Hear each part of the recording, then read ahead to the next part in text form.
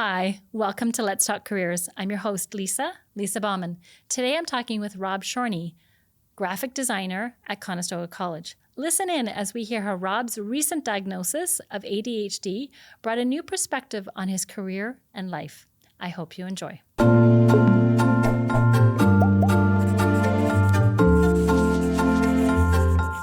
So Rob, welcome. Thank you. Welcome to the podcast. I'm going to get to introduce yourself, and you can say your name and your current role and something you're super passionate about.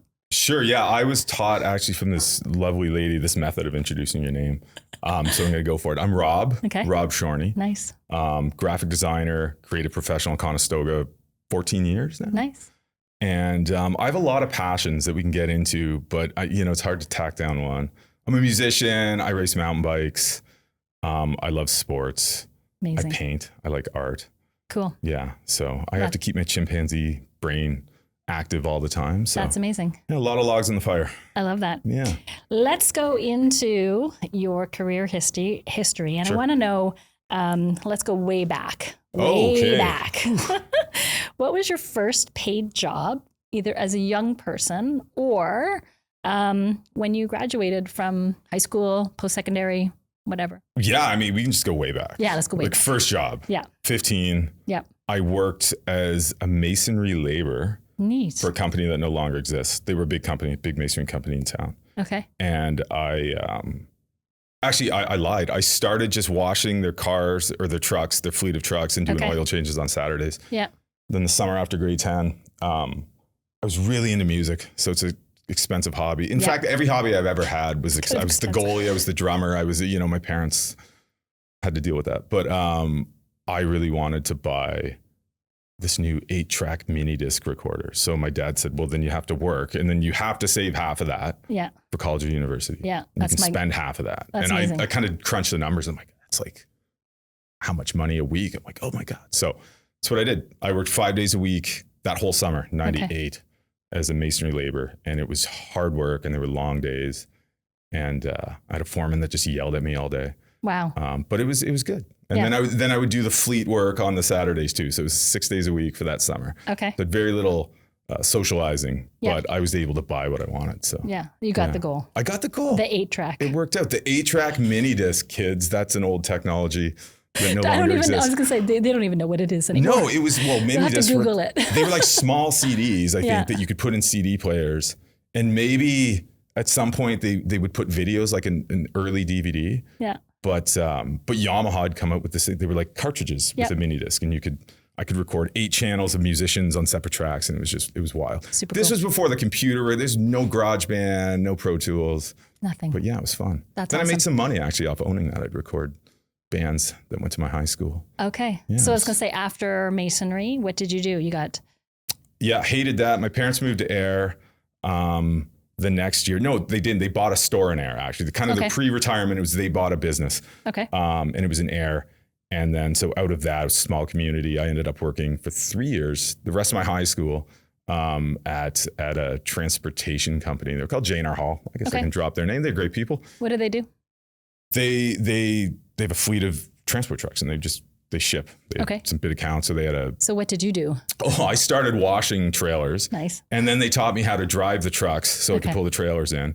And then eventually I became what was called a shunt boy.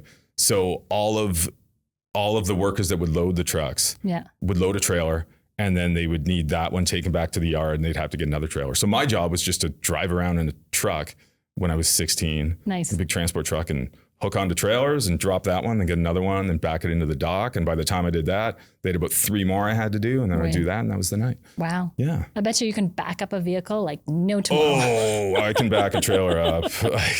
It's come in handy. That's awesome. Yeah. That's awesome.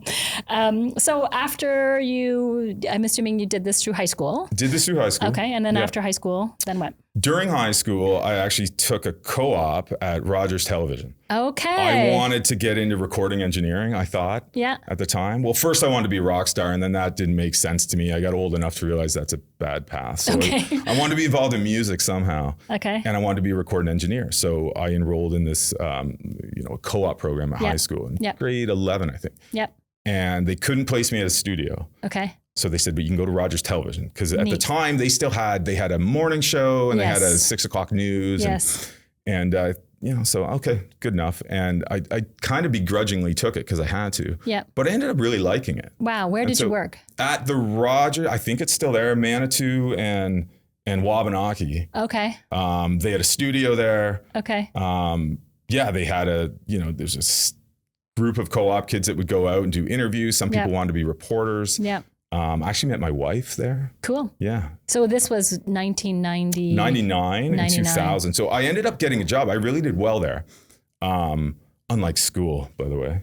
So I really did well. Okay. And then they had a job for master control operator. So essentially you would there was a Brantford, a Stratford, a Guelph, a Waterloo, and a Kitchener station. Yeah. And you would have to make sure all the shows were getting played at the right time. And it was all on these like digital beta tapes. And that's amazing. Call people in live. So I got that gig and they paid me like $15 an hour. That's crazy. In 1999. That's crazy. I was in grade 12. I thought I won the lottery. So you got a job, master control, Rogers. Yeah. Did the 2 jobs. Okay. All the way up until it was time until graduating high school. Okay. I didn't know what I wanted to do. I kind of want to take a year off. Okay. Figure out maybe go out west. Some of my friends were going out west to Whistler. My parents were like, nope. And they were right, by the way. They knew that wouldn't be a good path for me. So I picked business. Okay. So, which was weird to everybody probably in my life. And I just thought, wow, great. I'll do that. Yeah. So where'd you go? I went to Georgian College, but it was linked. It was a very early polytechnic to York University. Okay. For, like this kind of hybrid diploma degree. Okay. So I did that for 2 years, did 2 co-op terms with it, both of which I ended up just doing graphic design and doing in marketing. Cause I would get a placement in the marketing department. Right. And, after 2 years, I just thought, what the heck am I doing? Like I've always been an artist. I took fine art all the way up through school. I took graphic design. I went to Forest Heights in Kitchener. They were one of the earliest ones, I think, to have a graphic design program. So grade 11, I think we were running Corel Draw. It wasn't even Adobe's yet, but it was graphic design, and I could make CD covers for my bands, and I could use digital cameras and stuff, and it was great, and I loved it. Yeah. So after 2 years of that business marketing program, I was really afraid to do it. But I told my parents and my girlfriend, my wife now at the time, that, I think I want to switch to graphic design, only to find out everyone was so supportive of it. That's amazing. And my parents were like, oh my God, yeah, for sure. Yeah. Like this makes way more sense. Okay. So you did Then I just stayed at Georgian. Okay. So I already knew it, kind of had people that we'd rent apartments with. So I just stayed there. I liked Barrie. Barrie was fun. Yep. I'm a wakeboarder, snowboarder. Everything was kind of close. Like summers were really cool. Winters were really cool. We were close to Blue Mountain. Yep. Close to cottage country. Yep. So stayed there, did the 3-year graphic design program, loved it. Interesting perspective too, because now I'm 22. Yes. So now I'm kind of this mature student. Right. And wow, the difference in motivation and organization and responsibility was just it. And I loved it. Yes. So, I kind of got my partying out of the way and all that kind of thing. It's a big motivating factor. Yeah. Yeah. So it was really fun and had some really great mentors. And that's awesome. Yeah. So after you graduate from Georgian, then what happens? So I should just say I worked at the beer store the whole time I was at Georgian too. So, after Georgian, took some agency work as you would, as a graphic designer, also freelanced the best I could. So I graduated 2006, 2007, I got a really great opportunity, and I can't pretend it wasn't largely due to my brother-in-law working at this company. Okay. It was the day before my wedding rehearsal, I had the second interview with them, and they really took a chance with me, and I got a job as a graphic designer in like this corporate company. They were out of Guelph, but they had subsidiaries in 30 plus countries around the world. So it was this really neat environment to go into as a youngster. Yeah. And they were just kind of undergoing not a full brand change, but really starting to kind of remold their identity. And I got to be a part of that. And actually the lady who was the director of marketing at the time, I know it's not lost on me that she really took a chance with me, because my predecessor was, I think, in his late 30s or 40s, who left somewhere else. Okay. And then they hired this 24-year-old. Yeah. And but it was great. And why do you think she took a chance on you? I don't know. I still don't to this day. And I don't have many regrets, but if I have any, it's just through my entire career, not letting those leaders I've really, really loved, that they were really good to me, know at the time how great they were. Right. But now, thanks to LinkedIn and everything, you can just, so I try and give her shout outs whenever I think of her. Yeah. And she's still there and doing well. Did she ever give you any sense? Like, have you ever talked to her and said, like, did you ever ask her the question, hey, now that we're, I should. Yeah, Maybe I'm I will. curious. I would love to know. Yeah. I know she had said in the interview, she loves my energy. So, maybe they were just looking for that. Yeah. Maybe they're just looking for So how long were you at this company? Not long. I was at 18 months. Okay. And I left to not do anything. And that sounds weird, but this is me as a 25-year-old. I kind of helped them. I was a big part of just, revisiting what their identity kind of looked like. And then once that was done, it was kind of just, okay, like now we just maintain that. Right. And so something I think only a 25-year-old with undiagnosed ADHD could do was say, this is damaging to my soul as a graphic designer. So I'm going to leave this great job that pays well, that is opportunity at the yin yang, and just go on my own and freelance. And then I was just like a working musician as a drummer for about 2 years. I just freelanced and played as many gigs as I could, made money that way. We didn't have kids yet. Right. We already owned our house. We were, we privileged enough to kind of be able to do that. Yeah. And I'm glad I did. Yeah. Yeah. What did it teach you? What did that time teach you? I think that corporate ladder is great. Okay. And if some people thrive on that, and that's a goal. And I'm in no position to say that's not truly what makes them happy, gives them gratitude. But that ain't me. Yeah. And even if by mistake, I think I knew early enough when I made that switch to graphic design in college, I think I knew I have to work. I knew that. I have to make money, but I got to pick something that's fun, that changes enough, that keeps me stimulated enough so I don't get bored of it. That challenges me, or I can find challenges within it. So I think it taught me, well, for one, you're hireable, it's okay. Yeah. It's okay. This isn't the end of the world. Yeah. To kind of do that on my own was I didn't have much of that because I chose to leave. Right. And I think it might've been, I don't want to say insulting, but I think I might've perplexed a few people there because I wasn't leaving for a better job or a different job. I was leaving to just kind of do my own thing. Yeah. But it taught me just like trust yourself. Yeah. Cool. That's what's important. Okay, so you're mucking around for 2 years as doing freelance work, drumming, having a blast, I'm assuming. Yeah, it was great times. What did you do? What made you must have done something else. Sounds like you did something else. Well, I came to Conestoga. Ah. Yeah. Okay, so what was that decision? That's a funny decision. Yeah. 2009. Okay. So I was running my own company, always afraid to grow it too much. Like by that, like to hire another designer, which was really probably what I should have done if I wanted that lifestyle, if I actually wanted to make an agency. But I think probably I didn't. Then the stock market went crazy. Yes. And it's like, ooh, okay. So my wife actually sent me, she was just browsing, I don't know what, Indeed or whatever version was there in 2009. And there was a part-time graphic design job at Conestoga College. And so I really begrudgingly kind of applied. Okay. And then they gave me an interview. Okay. So I went into the interview and I didn't do much to prepare. I didn't really get a haircut. I got a haircut today. Nice. Well, I got a haircut yesterday for today. I kind of leaned into this. But you leaned in. Yeah. Oh, that's awesome. Yeah, I wore my finest Crocs. You did.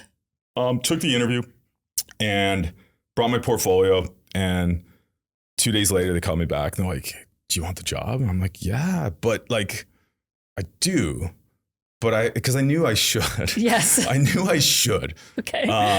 But I said, I have all these clients. Okay. I've kind of developed this portfolio of clients that are ongoing and they're important to me. Yeah. And I don't want to leave that. Right. The job was 24 hours a week. Yep. I think you couldn't exceed 24 hours. That's a right. week. Yeah. So I said, I typically, I'll have a meeting maybe on a Tuesday at 10 a.m. And oh, no, that's fine. This can work. And you don't have to work 24 hours. You can work whatever you need to do to get it done. So it could be 16 hours. And they kind of really gave me this flexibility. Said, you can disperse the 24 hours however you want. So I ended up doing, I think Tuesday, Wednesday, Thursday, mainly 8-hour days, and just thought, okay, well, this can work. I could kind of still keep the bits of my life that I liked, maybe dialed it down a few points, but still playing bands, still keep my freelance. Didn't have to look for any more freelance. So it was that was a nice period, about 2 years. And so that position was just for continuing education, distance learning, and corporate training. That's all it was. So 2011 is when I went full-time. So what kind of happened was the position was initially approved to go full-time. And my boss at the time said, you're set up well to take it. And I said, well, I don't know if I want it. He said, well, he's like, that's fine. I can't make you, but your part-time won't exist anymore. Like that position won't exist anymore. Right. And then he moved on anyway. So then I could kind of just hold on to what I had for about another year. And then a new leader came in, and Patty Lartigue, she's just great lady. She just retired like a year ago. And she came in as the marketing coordinator for CE, believe it or not. Like, she came from Johnson & Johnson. She came as like director of global branding from Johnson & Johnson to Conestoga. Like, she was like, wow, I get to work with her. And at the beginning, it was really just her and I. And at about that time, we were starting to think about having kids and everything. So I actually kind of opened that conversation back up. Like, hey, would there be full-time? So she got it done. And then I became full-time in 2011. So what precipitated the decision to move to full-time was family? Yeah, I'm like, we didn't have kids yet. Okay. I've done my stuff. I've figured it out. And I like Conestoga. I like the culture here. I like the people. Yeah. Felt like home since day one, really, from coming in. Yeah. And I just, it was as simple as, maybe I'll ask, maybe I'll just see. And I asked, and she's like, yeah. And just kind of happened. Wow. Yeah. And so are you still with CE continuing ed? That's funny. That's changed around, right? It has. And part of what I love about working here is just like the flexibility, specifically, I guess, in marketing, like your roles are just kind of with technology and with new initiatives that the college brings out and whatever, you can kind of find your pocket. So up until about a year ago, I think my job description did still say I was continuing education, corporate training, distance learning. Maybe a chunk of my portfolio was to help with full-time domestic enrollment, but I'm trying to think of the years here. Maybe 2015 or 16, we finally got a digital marketing kind of division. It was treated as a separate department. There's a manager, 2 employees, so a copywriter, a photographer/videographer, and I just kind of, loving animation and being comfortable with kind of motion and like living in the digital space, I kind of just filled in that gap. And at the same time, CE was starting to align more full-time from a creative standpoint. Yep. And, digital was coming in. So there was less and less just like day-to-day print requirements that had to come out. So I just kind of became the digital designer on the team. Yep. And then that's just, ever since then, that's kind of where I've been. Yeah. Yes. Yeah. Yeah. You've seen a lot of change. I'm just going to shift to the industry a little bit here. You've seen a lot of change from that 8-track cassette purchase to the tools that you're using today. What would you say has been sort of the crux of all that change? But then also, where do you think things are going? I kind of stacked the questions there here, but like, what do you think? Why so much change? Well, it's technology, isn't it? I guess. Yeah, but I guess why? It becomes, I don't know why. Okay. I guess because it's easier. There's, like developers identify efficiencies and that goes out and it lands and people become efficient with things. I know a lot of people, I think, want me to say I'm really afraid of all the technology. I'm afraid of Canva, but actually I'm not. Like, I think it's great. I think it lets us be even more creative. Same with AI, like all this stuff. I think as long as the recipients of your marketing are human, we're always going to need that human element. Right. And if we can lean more into like emotional, like EQ and kind of like really pulling on heartstrings or delivering it in a very human way, like an authentic way, I think it's better. How do you do that? You just got to be about the people. Okay. How do you make it about the people though?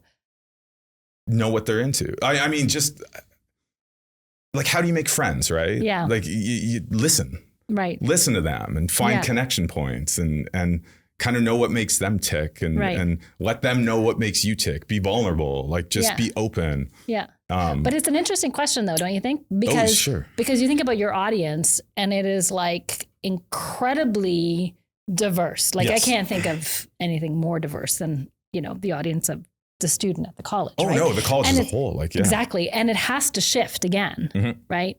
So it's like, how do you kind of blend that AI pieces and the creativity and get at the people you want to get at? Well, this not necessarily AI, but I think one thing technology's really helped us is really zero in on who gets what and when they get it and what's important to those people. And that's largely through digital ads. Like all the metrics we can gather and kind of like, not just think about putting an initiative up there and just, throwing the net out, just saying like, okay, it's this initiative, it's trades. Okay, we have all this data. So we're going to deliver it to the people who want to see this. Or we're going to get as close as we can, right? Like you throw as much money as you can and try and focus it in.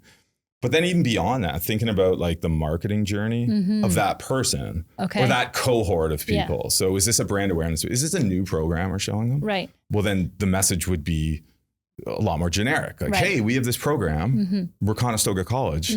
Maybe it's outside of our immediate catchment area.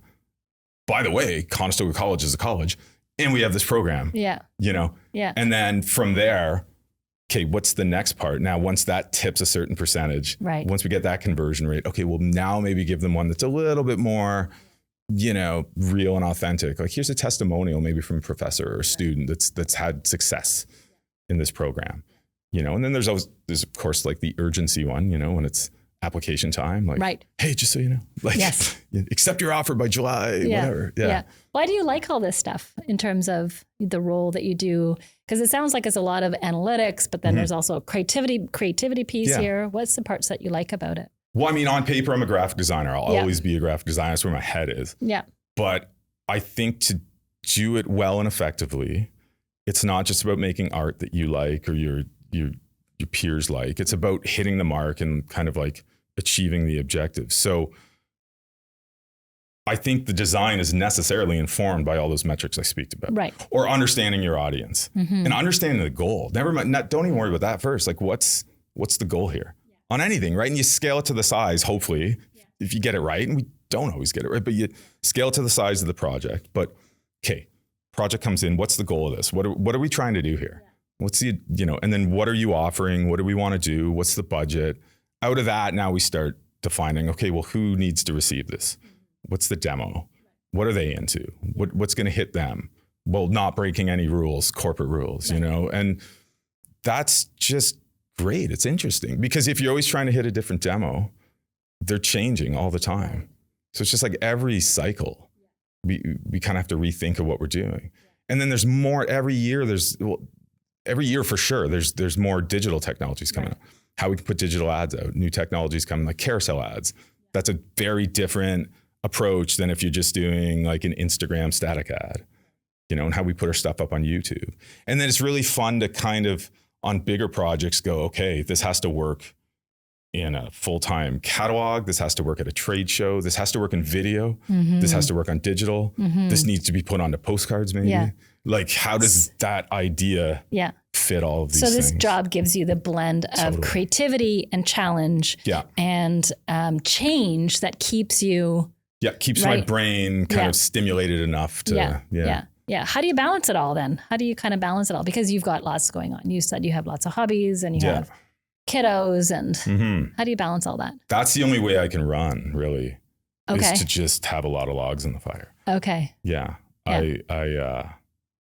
That's it. Like, and I know that about me now. That's what works for you. Yeah. In particular. Yeah. So you talked a lot about having logs in the fire, I think is how you expressed it, having all kinds of awesome hobbies that you do.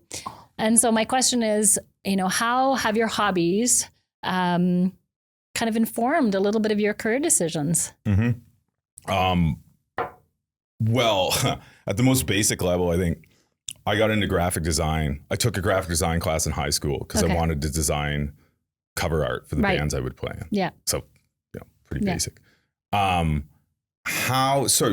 you want to know? How have my hobbies kind of informed my career path? Or even did they?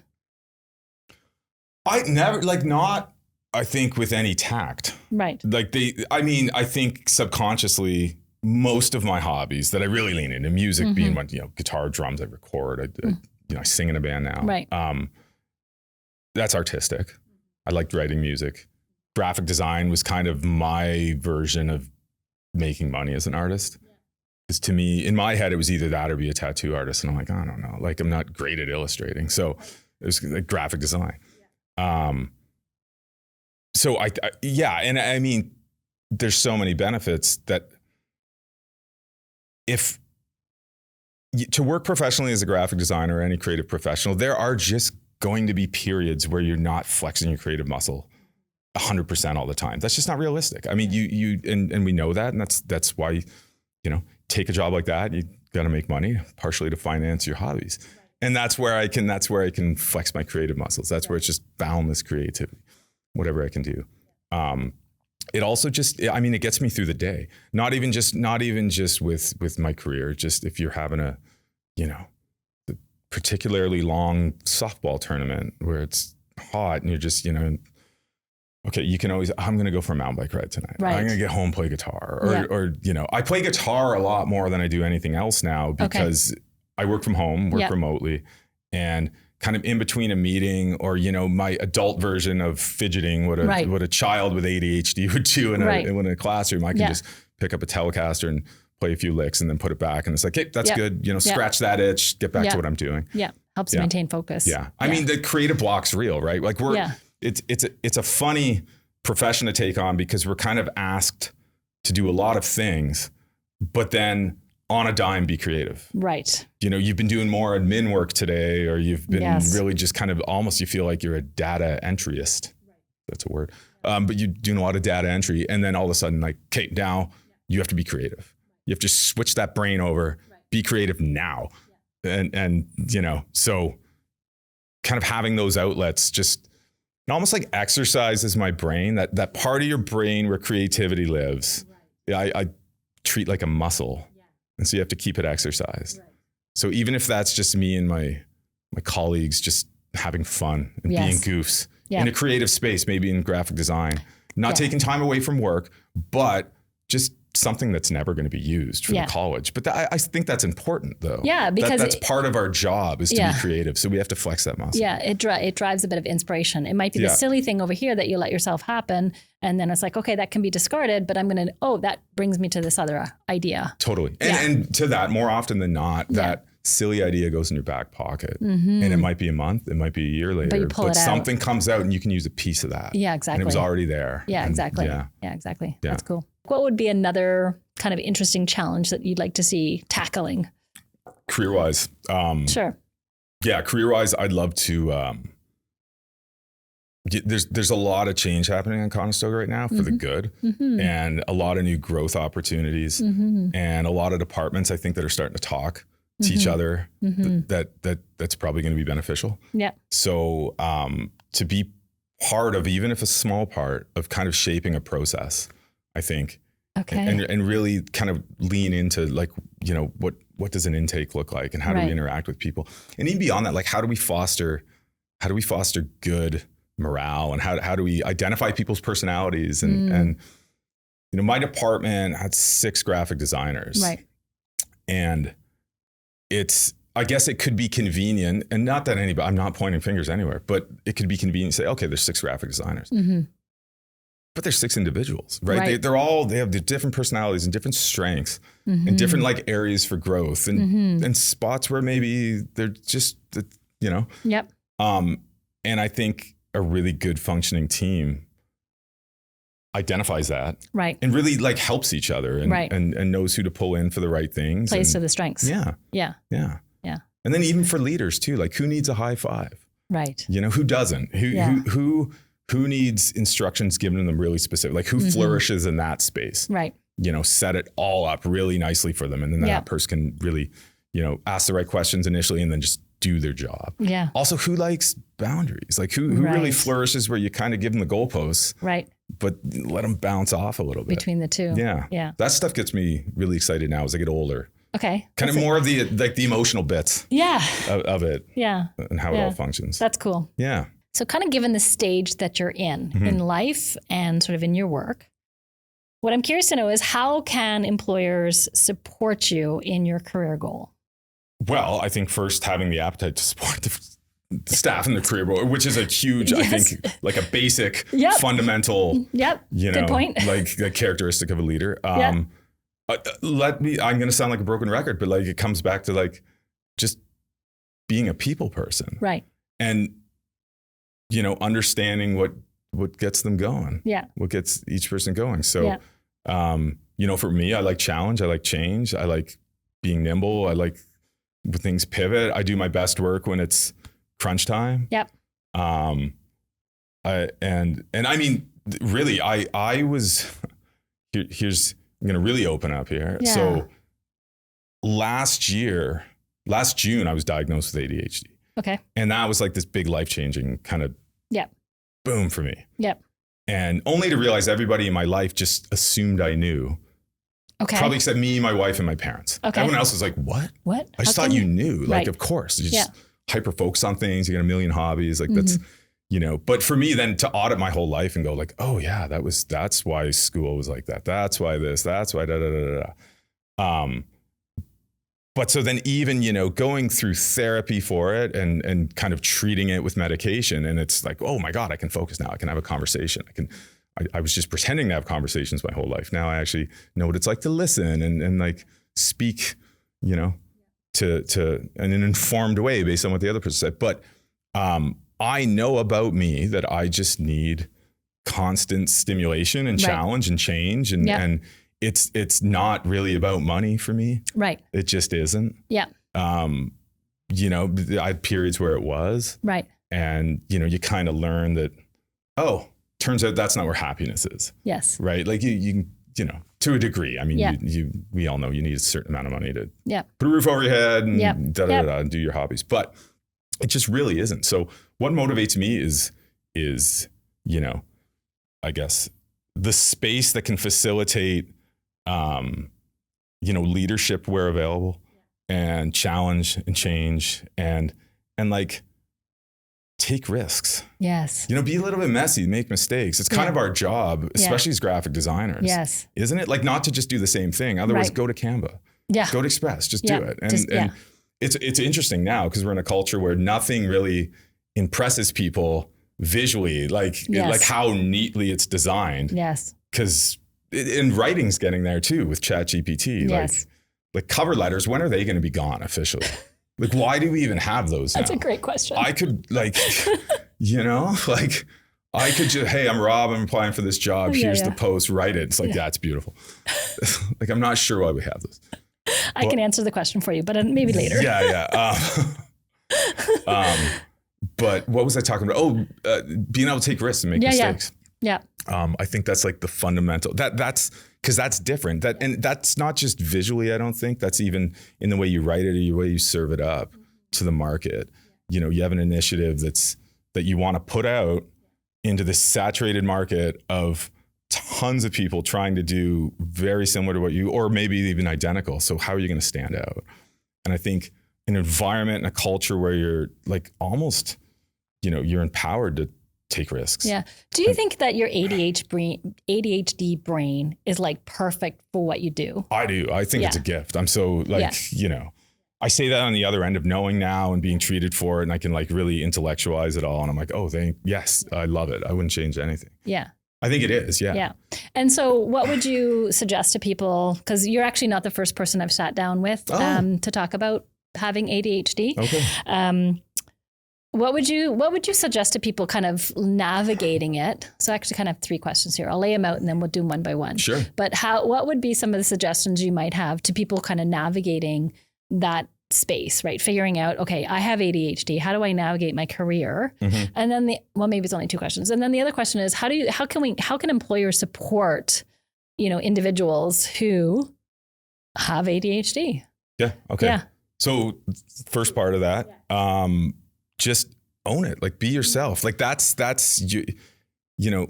I think anybody those of us who are neurodiverse, we're interesting people. We're colorful people, and we thrive in, like, when that deadline's tight, the 11th hour, that's where I'm the calm one. That's where I do my best work. Really, as a graphic designer, especially, is where I do my best work, because I'm not overthinking anything, because we're notoriously overthinkers. So when I get those lofty deadlines, I'll just tell my bosses, like, can you put a date on it? And can you tell me about 3 days ahead of time? Yes. Because otherwise, if that's sitting in my calendar, that's just going to be nagging at me. And I'm really not going to start it until 3 days before. Anyways, because I know, or whatever I've decided as a professional that's been in it for 16 years, how long it's going to take me. Right. But that's usually where the best work comes out for me, when it's really quick, because you're kind of in this flow state. Like, you're subconsciously doing it. You're not trying to think about anything. You're just all the skills you have are just being used. So yeah, to any advice I would have, it's just like, be yourself, lean into it, identify, like do a quick SWOT on yourself, and, go, here are my strengths. Yes. And it's a good list of strengths. Yes. And they're very unique. Yes. To those of a neurotypical. So, we have a space. We definitely you want somebody on your team, at least somebody that's going to be calm when everyone else is running away. Yeah. Right. And so that's the benefit then to employers, right? Is thinking about what are the strengths that they could, that this person can kind of play into in the team. And the motivation, like when a neurodiverse brain does get onto something, like, watch out. Right. Like, hence all my hobbies and interests I opened a brewery. I'm part owner of a brewery. I did that in 2015 because I didn't feel challenged enough. So we started it, we built it, we designed all the recipes. What's the brewery? TWB. No way. You know TWB? I do. Oh yeah. I don't drink beer, but I know it. Okay. So, but yeah, like, there's, when given the right kind of environment, like, you'll never see anybody more motivated. Yeah, definitely. And into it. Yeah. And dedicated. Here's my last question. Yeah. What gives you hope? What gives me hope? Yeah, for the future. What gives you hope? Like, just that we're humans and we all got this. And when you peel it all away, it's going to be fine. That's right. And we're all just in this together. Yeah. Right? Totally. Like, trying to figure it out every day. Yeah, totally. Yeah. Yeah. Thank you so much for coming in. You're welcome. Wow, what a great conversation. Thank you for listening to this episode of Let's Talk Careers. If you liked this episode and want to hear more, follow us on Spotify and subscribe on YouTube. See you in the next one.